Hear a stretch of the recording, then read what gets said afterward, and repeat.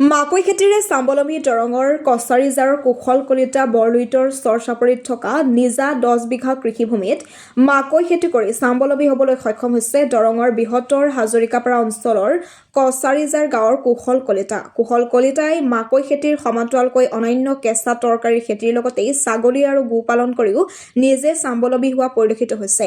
খিলঞ্জীয়া ভূমিপুত্ৰ কুশল কলিতাই কৃষি কৰ্মৰ জৰিয়তে যি আদৰ্শ দেখুৱাবলৈ সক্ষম হৈছে এয়া সঁচাই প্ৰশংসনীয়। হাজৰিকাপাৰাৰ পৰা মানৱজ্যোতি বৰাৰ ৰিপৰ্ট AIN লাইভ। হয়, মই বৰ্তমান উপস্থিত আছোঁ বৰলুইতৰ চৰচাপৰিত। ইয়াতে দৰং জিলাৰ বৃহত্তৰ হাজৰিকাপাৰা অঞ্চলৰ কছাৰীঝাৰ গাঁৱৰ এগৰাকী উদ্যমী কৃষক কুশল কলিতাই তেওঁৰ চৰচাপৰিত থকা নিজা 10 বিঘা ভূমিত এটা মাকৈ খেতি কৰিছে। ইতিপূৰ্বেও তেওঁ বহু বছৰ আগৰ পৰাই ইয়াত মাকৈ খেতি কৰি আছে আৰু মাকৈ খেতিৰ জৰিয়তে তেওঁ স্বাৱলম্বী হোৱা আমি দেখিবলৈ পাইছোঁ। আৰু ইয়াৰ কৃষিভূমিত এইবাৰো তেওঁ মাকৈ খেতি কৰিছে আৰু মাকৈ তেওঁ এতিয়া লহপহকৈ বাঢ়ি অহা আমি দেখিবলৈ পাইছোঁ।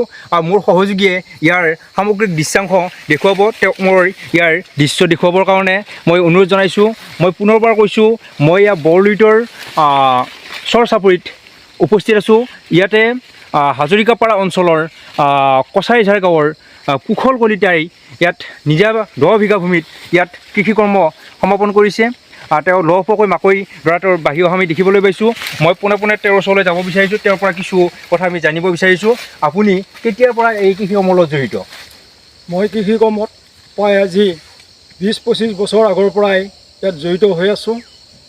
আমি আজি প্ৰায় 10-15 বছৰমান হ'ব আমি মাকৈ খেতি কৰিছোঁ আৰু আমি এই মাকৈ খেতিৰ পৰা আমি যথেষ্ট লাভৱান হৈছোঁ।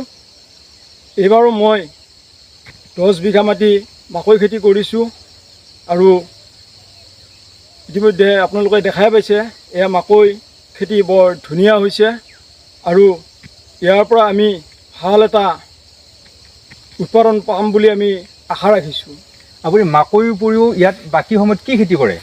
আমি ইয়াত মাকৈৰ উপৰিও আলু খেতি কৰোঁ, পিঁয়াজৰ খেতি কৰোঁ, নেহুৰ, কবি, গাজৰ, এনেকুৱা আমি বিভিন্ন ধৰণৰ ইয়াত আমি খেতি কৰি আছোঁ। আপুনি কৃষি সমান্তৰালকৈ ইয়াত গো পালন আৰু ছাগলী পালন কৰাও আমি দেখিবলৈ পাইছোঁ। এই সন্দৰ্ভত কি ক'ব?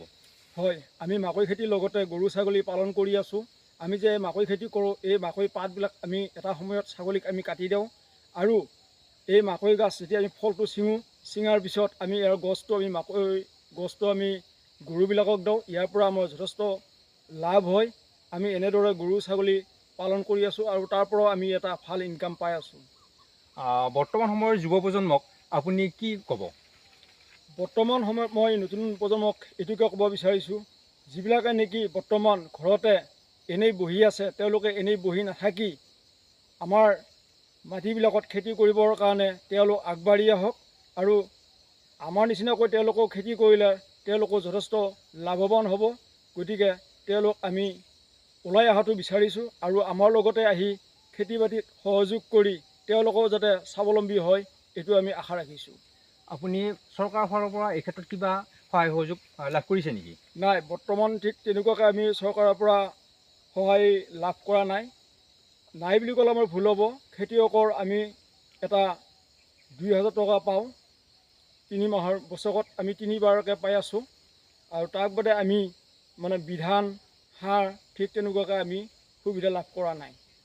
হয়, এনেদৰে দৰং জিলাৰ বৃহত্তৰ হাজৰিকাপাৰা অঞ্চলৰ কছাৰীঝাৰ গাঁৱৰ এগৰাকী উদ্যমী যুৱ কৃষক কুশল কলিতাই তেওঁৰ বৰলুইতৰ চৰচাপৰিত থকা নিজা 10 বিঘা ভূমিত বিগত বৰ্ষবোৰৰ দৰে এইবেলিও তেওঁ মাকৈ খেতি লগাইছে আৰু এই মাকৈ খেতিৰ সমান্তৰালকৈ তেওঁ ইয়াত গো পালন কৰিছে, ছাগলী পালন কৰিছে আৰু ইয়াৰ উপৰিও তেওঁ অন্যান্য শাক পাচলিৰ খেতি কৰি যি স্বাৱলম্বিতা অৰ্জন কৰিবলৈ তেওঁ সক্ষম হৈছে।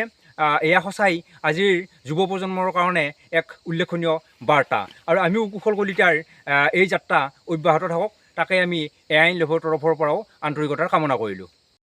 যিকোনো খবৰ আৰু বিজ্ঞাপনৰ বাবে যোগাযোগ কৰক 7896121996।